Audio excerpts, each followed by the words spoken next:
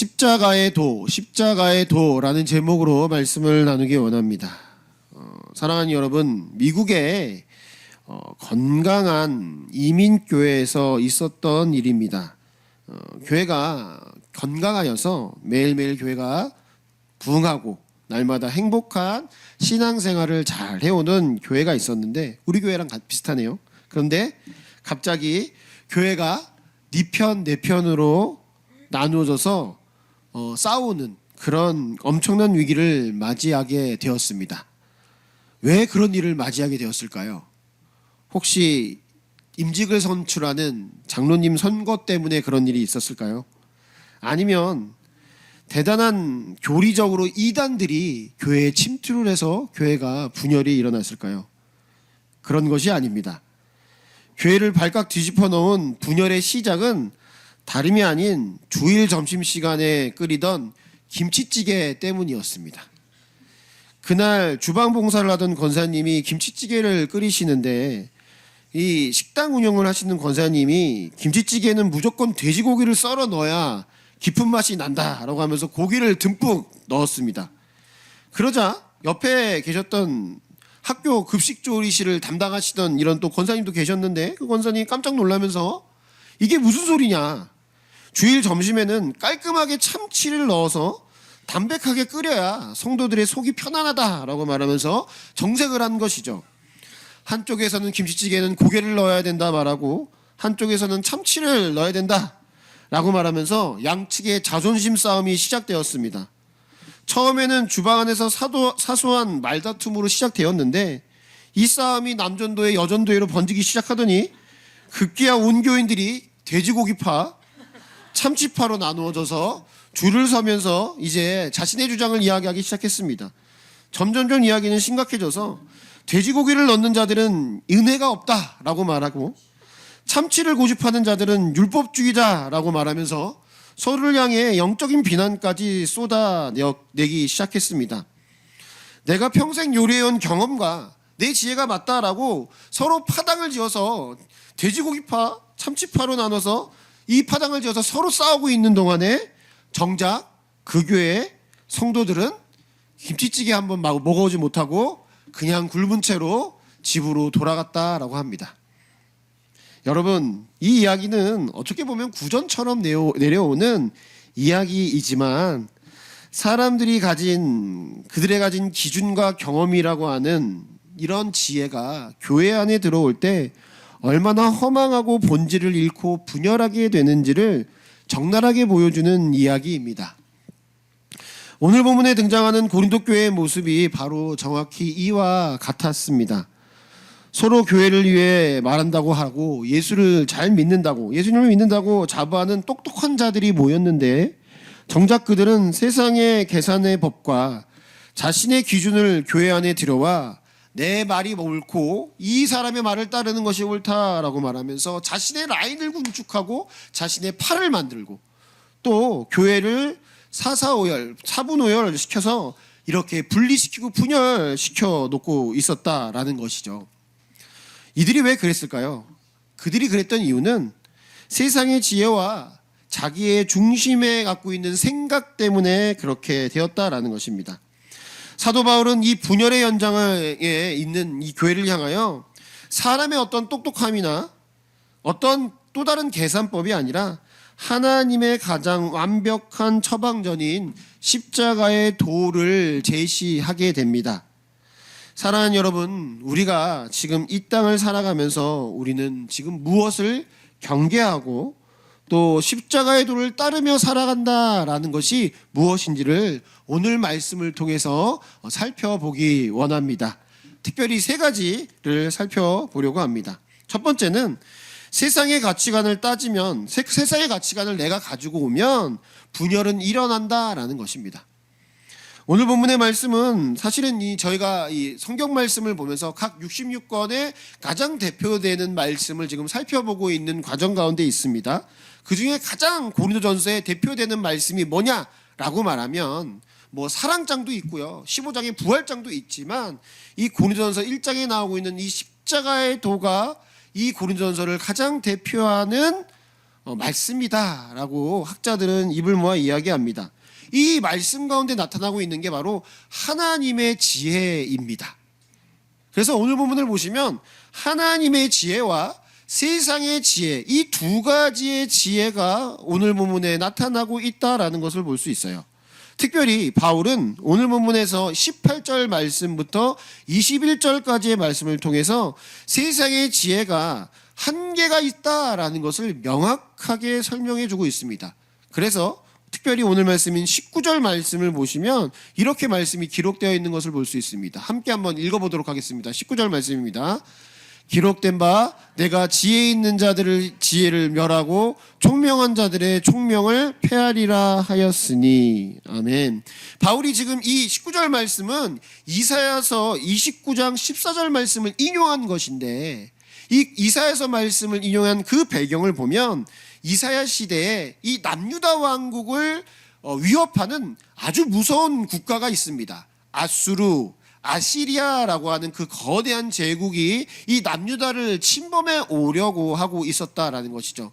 이 남유다의 왕국의 왕과 그 다음에 이 나라의 운명을 걱정하고 있는 수많은 지혜로운 자, 총명한 자들이 왕과 함께 이 아수르 제국을, 아시리아 제국을 어떻게 막을 것인지에 대해서 심각하게 논의하기 시작했습니다. 어떻게 하면 이들을 막을 수 있을까? 어떻게 하면 이들에 대해서 타협을 하고 이 나라를 지켜나갈 수 있을까? 우리의 군사력, 또 그들의 군사력, 또 상황과 위치, 이런 것들을 면밀히 살펴보며 끊임없이 고민하던 끝에 한 가지 방법을 생각하게 됩니다. 그것은 유다 왕국의 힘으로만은 부족하다라는 것으로 결론을 짓고, 그리고 그 당시에 아수르 제국을 대항할 수 있는 애굽, 이집트 왕국이랑 동맹을 맺어서, 그렇게 해서 남유다와 애굽이 동맹을 맺으면 아수르 제국에서 우리나라를 지킬 수 있을 것이다 라고 결론을 짓습니다.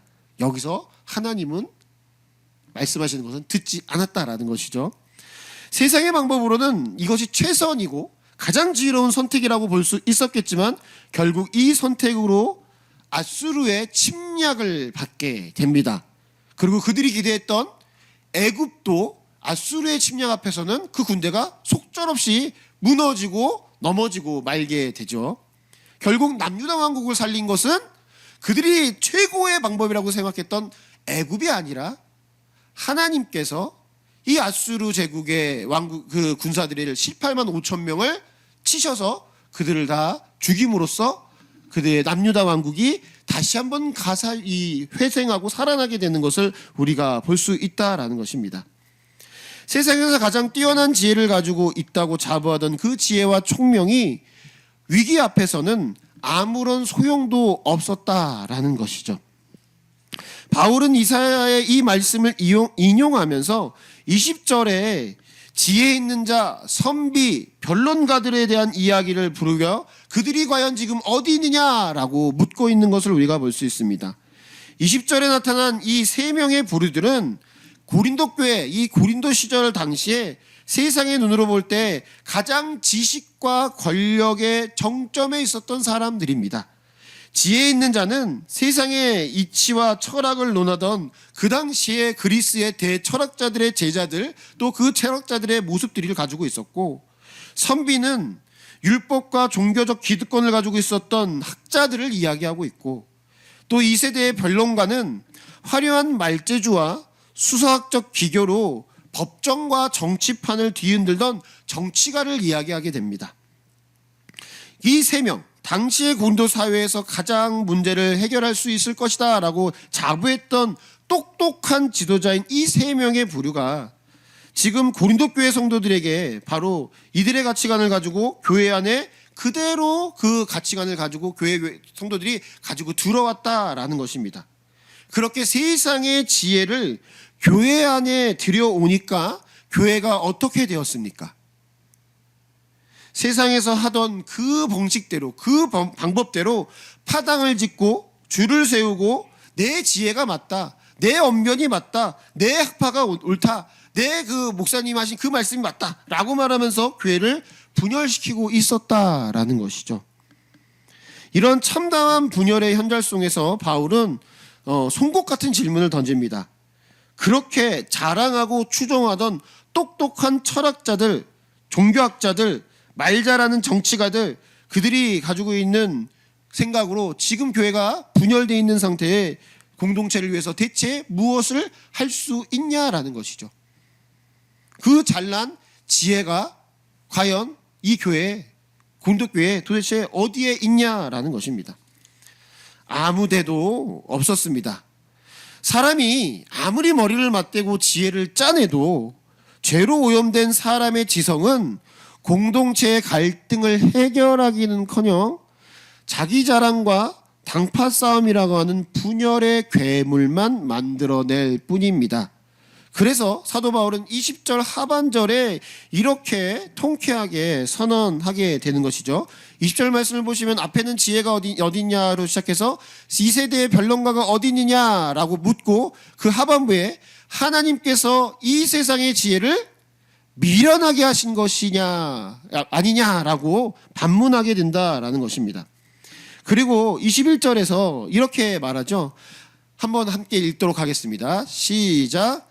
하나님의 지혜에 있어서는 이 세상이 자기 지혜로 하나님을 알지 못하므로 하나님께서 전도에 미련한 것으로 믿는 자들을 구원하시기를 기뻐하셨도다. 아멘. 사랑하는 여러분, 세상은 끊임없이 자기의 지혜를 과시하고 방법을 보여주면서 힘을 모으고 편을 가르지만 하나님은 사람이 자기를 증명하려고 쌓아 올린 그 교만한 가치관을 십자가 앞에서 철저히 미련한 것이다 라고 폭로하십니다.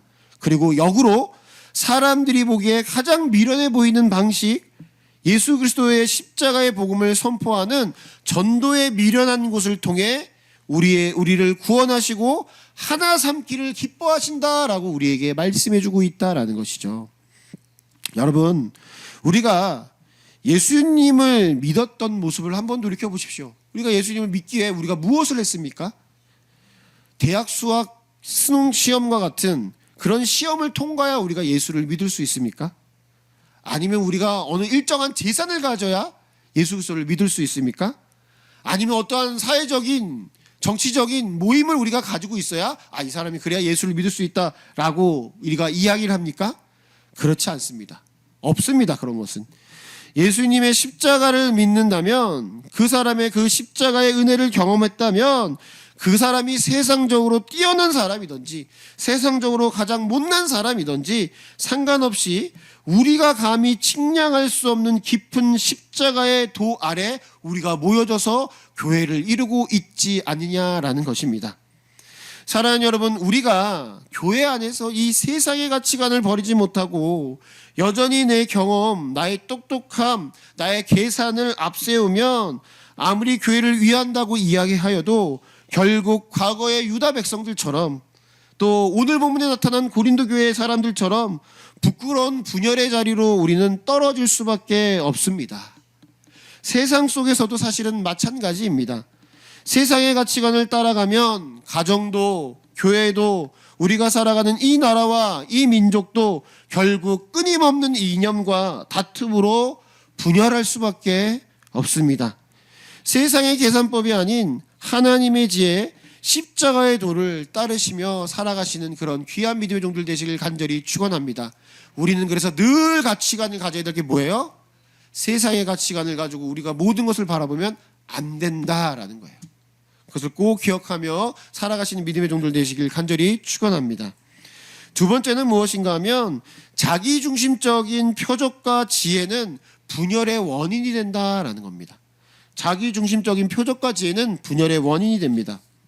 바울은 이렇게 세상의 지혜의 한계를 이야기하고 나서 22절에 다시 한번 사람의 본질적인 두 가지의 우상을 날카롭게 고백을 하게 됩니다. 22절 말씀 한번 같이 읽겠습니다. 시작. 유대인은 표적을 구하고 헬라인은 지혜를 찾으나. 아멘. 여기서 유대인이 구한 표적, 이 이스라엘 백성들이 유대인들이 구한 표적은 요한복음에서 나타나는 표적 세메이온과 같은 단어입니다. 그러나 요한복음에서 말씀하시는 표적은 예수님이 참 구원자라는 표적과 기적의 능력을 말하지만 여기서 나타나는 유대인들의 표적은 자신의 눈에 맞는 기적과 능력을 요구하고 있다라는 것이죠. 이러한 표적이 예수님이 바라보는 표적과 그 다음에 유대인들이 바라보고 있는 표적이 서로 달라다는 것이 확실하게 드러나는 것들이 요한복음 6장에 나타납니다. 요한복음 6장에 나타난 오병이어의 사건에서 그것이 나타나죠. 예수님께서 이 이스라엘 백성들, 유다 백성들을 보면서 오병이어의 기적을 일으키시자 유대인들이 어떻게 반응하죠? 이분이야말로 우리를 구원할 구세주다라고 생각하며 자신들의 요구를 들어주어서 이제 이 로마에서 우리를 독립시켜서 유다 왕국을 완전히 부활시켜 주실 분이라고 생각하고 열광하면서 예수님을 따르게 됩니다. 그러나 예수님께서는 그들의 본심을 아시고 그들을 모두 다 돌려보내십니다. 유대인들에게는 눈에 보이는 강력한 힘, 기적, 그리고 자신들의 어떤 기득권을 채워줄 수 있는 정치적인 영웅을 찾고 그것을 갈구하고 있었다라는 것이죠. 이 유대인들이 표적을 구하는 게 그것이죠. 반면에 헬라인은 지혜를 구합니다. 지혜는 뭡니까? 내 머리가 납득이 되고 나의 지적인 호기심을 만족시켜줄 만한 아주 세련된 인본주의와 철학적인 논조와 합리성을 가지고 있느냐라는 것이죠. 당시 고린도 지역을 지배하고 있었던 헬라의 정신은 사람의 이성에 대한 숭배였습니다. 이들이 우리가 잘 알고 있는 철학자 소크라테스, 플라톤, 아리스토텔레스의 후예 이들이기 때문에 그들이 갖고 있던 그 철학적인 생각으로 우주의 원리와 구원까지도, 사람의 구원마저도 사람의 고상한 지성과 논리적인 사색으로 다 풀어낼 수 있다라고 그들은 믿었습니다. 그래서 그들이 말하는 그 지혜는 화려한 말솜씨, 세련된 논리의 체계, 그리고 그들의 귀를 즐겁게 할 수 있는 뛰어난 언변, 위트와 그럼에 뛰어난 수사학, 그래서 들으면 귀에 쏙쏙 들어오는 그러한 이야기를 들으면서 참 지혜롭다, 이러한 것이 참 구원 안에 들어가야 된다라고 이 기교에 대해서 이야기를 했다라는 것이죠. 여러분, 그러한 눈으로 비춰봤을 때 이 기독교의 복음이 어떻겠습니까? 기독교의 복음은 이래요. 하나님의 아들이 사람의 몸을 입고 이 땅에 왔다. 사실 이것도 좀 말이 안 되거든요. 그 지혜로 보면 하나님이 어떻게 사람이 돼? 라는 거죠. 근데 그것까지도 뭐 어떻게 인정을 해주겠는데, 그 사람의 몸을 입은 하나님의 아들이 그 당시에 로마에서 가장 흉악하고 가장 무서운 사형 방법과 가장 잔인한 흉악한 사람들만 사형을 시키는 십자가의 틀에 그가 잡혀서 무력하게 처형을 당했다. 그런데 그 예수를 믿어야 우리가 구원받는다라고 말하는 게 기독교의 논리 아닙니까? 이 이야기를 들은 그 당시의 헬라인들은 어떠한 마음이 들었겠습니까? 그들의 고상한 지식체계와 합리적인 이성주의, 그 관점으로는 도저히 받아들일 수 없는, 다시 말하면 소위 이렇게 말할 수 있는 무식하고 어리석고 미련한 소리에 불과했다라는 것이죠. 내 머리에도 이해가 되지 않고 논리적으로 딱 맞아 떨어지지 않으니까 복음 자체가 정말 가치 없는 것으로 그들은 취급해 버릴 수밖에 없다라는 것이죠. 여러분, 유대인들의 표적이나 그 다음에 헬라인들의 지혜, 이 두 가지가 완전히 다른 것처럼 보이지만 그 속내를 들여다보면 동일한 공통점이 있습니다. 그것이 무엇인가 하면 하나님조차도 내 입맛과 기준에 맞게 움직여야 된다는 철저한 자기중심의 생각이 있다라는 것이죠. 내가 원하는 힘과 번영을 주지 않으면 메시아라도 배척할 것이다 라고 말하는 유대인들의 이야기, 나의 고상한 이성으로 이해가 되지 않으면 십자가는 미련한 것이야 라고 조롱하는 헬라인들의 주장이다 라는 것이죠. 오늘날 우리의 교회와 가정, 그리고 이 사회가 마주한 극심한 대립의 원인도 이와 정확하게 일치합니다. 내가 생각하는 방식으로만 해야 정답이고, 내가 가지고 있는 이념과 가치관만이 선하다라고 고집하면서 내 마음에 들지 않는 상대방은 모두 제거해야 될 걸림돌이다라고 주장하는 것이 바로 이 시대의 지금 분열의 모습 아니겠습니까? 사랑하는 여러분, 그렇다면 이 십자가의 도는 어떻습니까? 십자가의 도는 어떻습니까?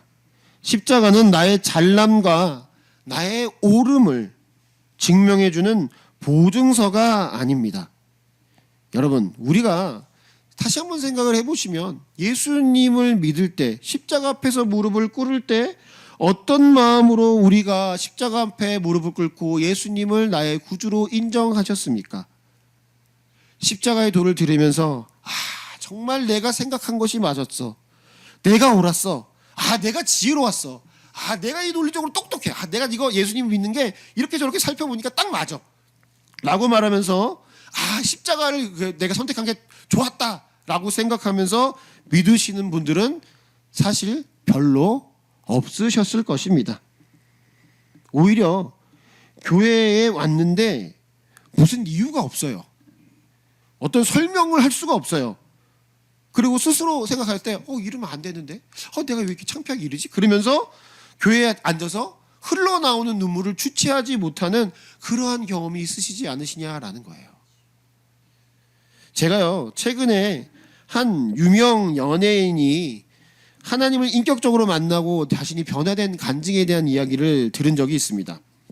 이분의 이야기가 딱 제가 앞서서 말한 그 십자가의 돌을 맞은 사람의 모습과 정확하게 같습니다. 이분도 이제 평소에 예수님을 안 믿고 살다가 이 주변의 지인의 권유로 이제 교회 한번 와봐라. 그래가지고 이제 교회를 가게 됐습니다. 근데 교회를 갖는 것도 이제 주일날 예배 드리는 날에 다 같이 예배 모이는 곳에 온 것이 아니라 그냥 평일날, 그리고 교회도 뭐 큰 교회, 뭐 시스템 돼 있는 교회 아니에요. 그냥 교회, 평범한 교회에 평일에 교회 성도들 모임들, 이 소그룹 구역 모임 이런 거 하시잖아요. 그 모임에 이제 참석을 했다라는 거예요. 그러니까 4-5명 이렇게 앉아 있고 그 연예인은 이제 그분은 이제 또 그 뻘쭘하잖아요. 그러니까 옆에 그냥 지인이 같이 가자 그랬으니까 옆에 그냥 교회에 앉아 있고 나머지 한 5-6명이 앉아서 이 구역 모임 할 때 우리 다 같이 이제 아이스 브레이킹도 하고 삶도 나누면서 그러면서 밝게 웃으면서 삶을 나누는 모습을 이렇게 그가 물끄러미 이렇게 지켜보고 있었다고 합니다. 그러면서 서로 이제 기도해주고 이야기하면서 할 때 그 자리에서 그 연예인 그분이 눈물이 그냥 이유가 없이 눈물이 나기 시작하는데 그 눈물을 주체하지 못하면서 막 눈물이 쏟아져 내린다라는 거예요. 그러면서 스스로 생각할 때도 나 왜 이러지? 이거 뭐 주책이야. 뭐 예배도 드리고 뭐 찬양도 안 하고 아무것도 안 했는데 왜 자꾸만 이렇게 눈물이 나지? 왜 이렇게 눈물이 자꾸만 나지? 라고 생각이 들 정도로 그렇게 눈물이 막 흘러내리면서 자신에 있었던 모든 것들이 다 무너지고 깨어지는 경험을 하면서 자신이 진정으로 예수님을 영접하며 변화되었다라고 하는 이야기를 했다라는 것입니다. 사랑하는 여러분, 우리의 십자가의 도가 바로 이런 것 아닙니까? 십자가의 도는 나의 단단한 자아를 예수님과 함께 처참하게 못 박고 그리고 그것을 다 깨어버리라라고 하는, 어떻게 보면 굉장히 거칠고 그리고 강력한 말씀이 사실 복음입니다. 그래서 그 복음의 말씀을 듣고 변화되는 자들이 어때요? 내 자아가 깨어져 나갔기 때문에 어떻게 해요? 나 왜 이러지?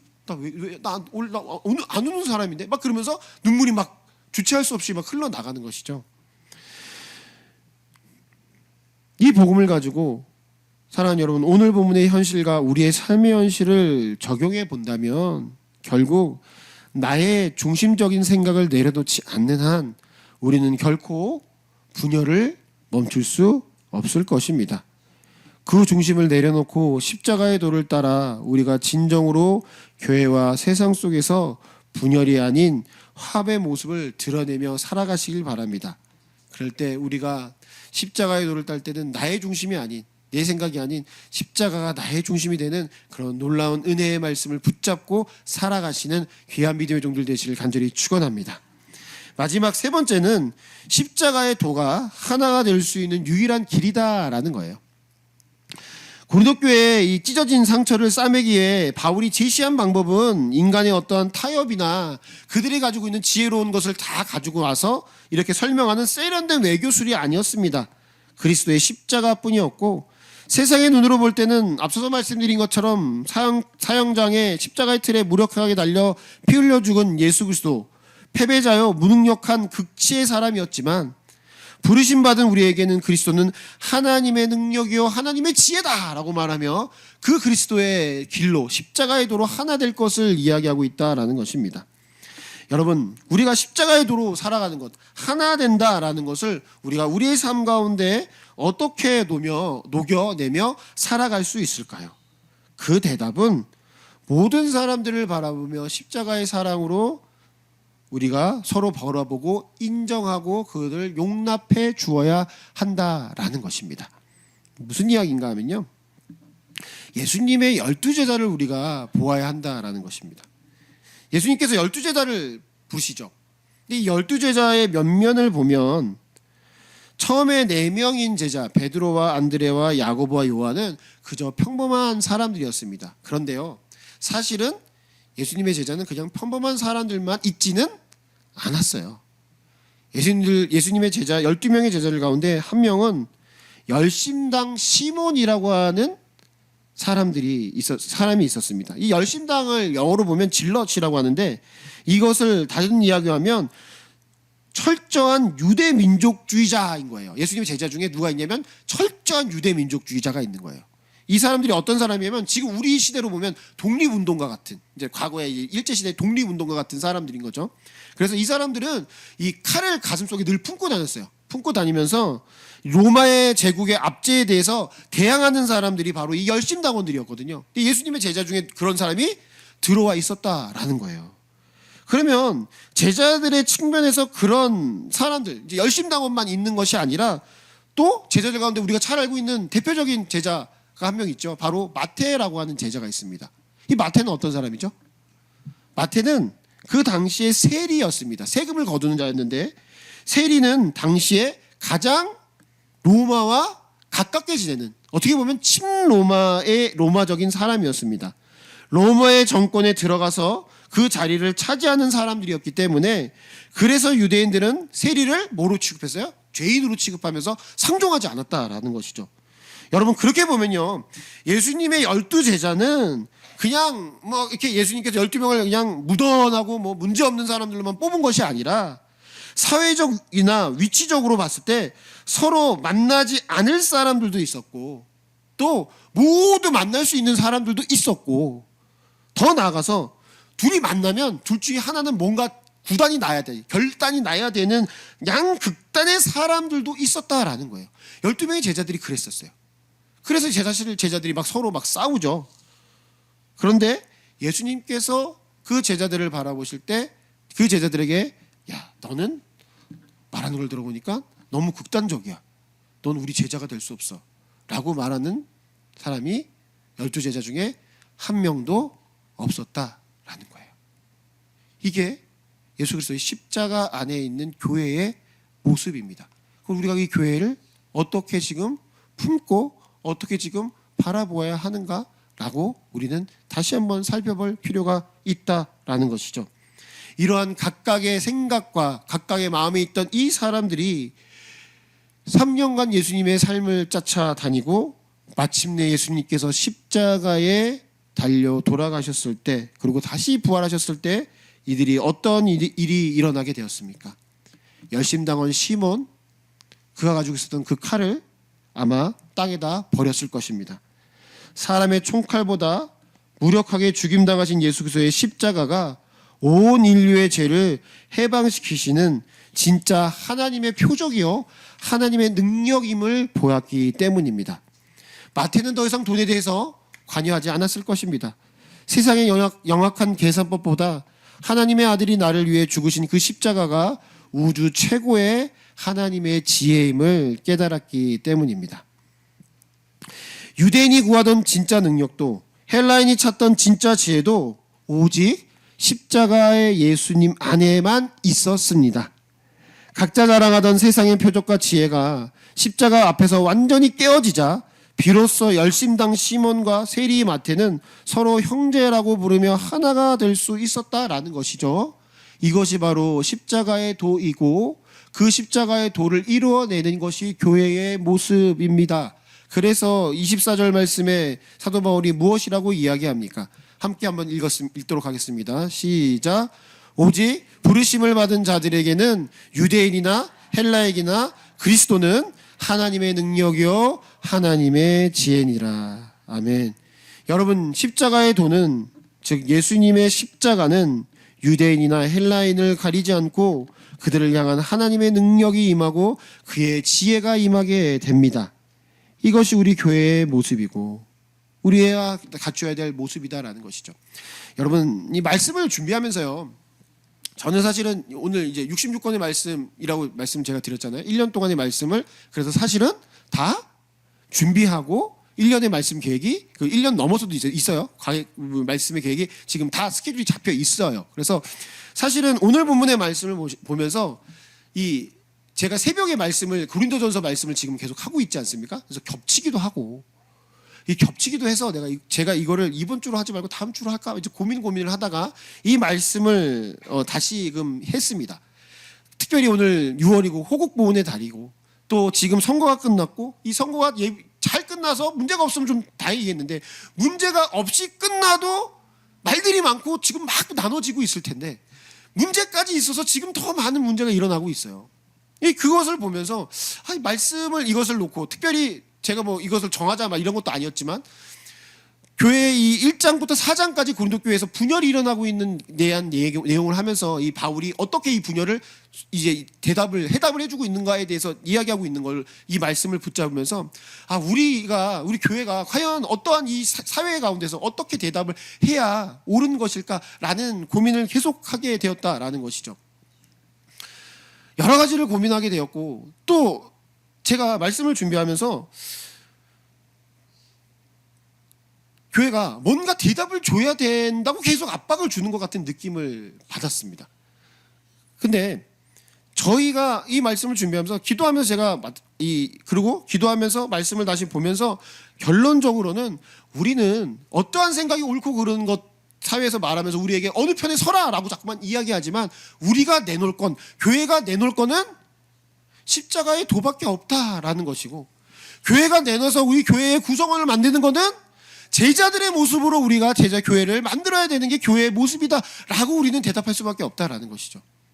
사랑하는 여러분, 지금 이 세대가 자꾸만 6월이 되고 지금 나라와 민족을 향해서 제가 말씀을 이제 또 준비하면서 계속 가거든요. 그 말씀을 준비하면서 지금 이 분열과 혼란 속에서 과연 그리스도인들이 어떻게 우리를 이거 봐야 될까? 우리 성도님들 여러 가지 생각과 판단을 지금 하셨을 거라고 생각해요. 그런데 우리가 그 판단과 생각을 모두 다 존중하고 그거에 앞서서 우리는 뭐가 있어야 돼요? 부르심을 입은 자들이에요. 그리고 부르심을 입은 자들은 어떤 사람들이에요? 헬라인이에요? 유대인이에요? 아무것도 아니에요. 헬라인이나 유대인이나 그 어떤 사람들이라도 예수 그리스도 안에는 하나님의 지혜를 아는 사람이고 하나님의 십자가를 아는 사람들이라는 것을 우리가 보여줘야 된다는 거예요. 교회는 그러한 모습을 보여줘야 된다는 것이죠. 사랑하는 여러분, 제가 이런 얘기를 하니까 사실은 이런 얘기를 할 때 사람들은 환호하지 않습니다. 그래서 뭘 어쩌라는 거야? 다 똑같다는 소리야? 교회는 이렇게 흐리멍텅하고 답 없이 얘기한다고. 이래 붙었다 저리 붙었다 얘기한다고. 그런데요, 이리 붙었다 저리 붙었다는 얘기가 아니라 본질을 찾고 그 본질 안에 들어가게 되면 이 문제는 싸움의 분열의 문제가 아니라 십자가에서 하나로 녹여져야 될 분위기라는 거를 교회가 보여줘야 되지 않겠습니까? 교회 안에서도 혹여라도 우리가 마음속에 있는 분열이 드러나는 것이 옳은 걸까요? 저는 그게 아니라고 생각해요. 이 모든 것들에 대해서 우리가 다시 한번 기도하면서 이 십자가의 길을 걸어가는 우리의 모습을 다시 한번 되찾아보시는 그런 귀한 믿음의 종들 되시길 간절히 축원합니다. 교회는 그래서 제가 세 번째 십자가에 대해 얘기하면서 뭐라 그래요? 다 품고 용납할 수 있는 사람들이어야 합니다 라고 우리가 말하고 있는 것입니다. 사랑하는 여러분, 그 말씀을 기억하면서 정말 6월에 선거를 치르면서 나라와 민족을 향해서 우리 교회는 늘 그 6월 달에 이 일이 아니어도요, 6월 달에는 늘 그런 기도를 해요. 늘 기도 말씀을 하고 늘 우리는 그렇게 해서 기도를 합니다. 그런데 지금 우리나라 민족을 보면 갈라지고 다투고 갈등으로 신음하는 나라를 보기도 하고요. 또 너무 슬프게 교회도 또 거기에 이제 한 박자 또 한술 좀 이제 막 뜨기도 하고요. 가정을 보면서 우리가 바라보고 있는 이 땅에서 우리가 과연 그리스도인들이 무엇을 해야 될지를 다시 한번 우리가 기억하시길 바랍니다. 세상의 똑똑한 지략이나 사람의 이념으로는 결코 찢겨진 그 틈을 메울 수가 없어요. 우리 안의 다툼과 분열은 내가 아직 십자가 안에서 완전히 죽지 않았다는 증거이기도 합니다. 내가 여전히 유대인처럼 유익을 구하거나 헬라인처럼 내 생각과 경험의 지혜를 앞서 우리가 쪼개질 수 있다는 것이죠. 그 모든 것들, 그 자아를 다 하나님의 지혜인 십자가 앞에 온전히 다 못 박읍시다. 그리고 우리가 예수님께서 그 12제자를 품에 안으셨던 것처럼 우리 교회는 모든 사람을 품에 안을 수 있는 그런 마음과 여유로 그게 십자가의 그 길인 것을 다시 한번 기억하여 그 길을 걸어가는 그런 귀한 믿음의 종들 되시길 간절히 축원합니다. 헬라에는 표적을 얘기하고요. 헬라에는 지혜를 얘기하고요. 유대인들은 표적을 얘기하지만 우리가 드러낼 것은 뭐밖에 없어요? 예수 그리스도의 십자가밖에 없네요 라고 말하면서 그게 뭐냐? 너희들 뭐냐라고 말해도 우리가 드러낼 것은 십자가 외에는 없으며 그들을 품에 안을 수 있는 그런 귀한 믿음의 종들 되시길 바라며 이 6월을 그렇게 뜨겁게 기도하며 나라와 민족을 놓고 기도하며 나아가시는 그런 귀한 믿음의 종들 되시길 간절히 축원합니다. 우리가 그렇게 뜨겁게 기도하며 나아갈 때 이 나라는 더 이상 우리 교회가 더 이상 분열에 조장되고 분열에 이런 같이 물결에 휩싸여 있는 것이 아니라 그 분열을 봉합하고 하나 되는 일들을 우리가 감당할 것입니다. 사랑하는 성도님들, 우리가 그 일을 이 지역에서 그것을 잘 감당하시기 바랍니다. 그럴 때 우리가 하나님이 말씀하신 그 십자가로 하나 되는 놀라운 역사의 일들을 우리가 이루어 갈 수 있을 것입니다. 그러한 삶 살아가시는 귀한 믿음의 종들 되시길 간절히 축원합니다.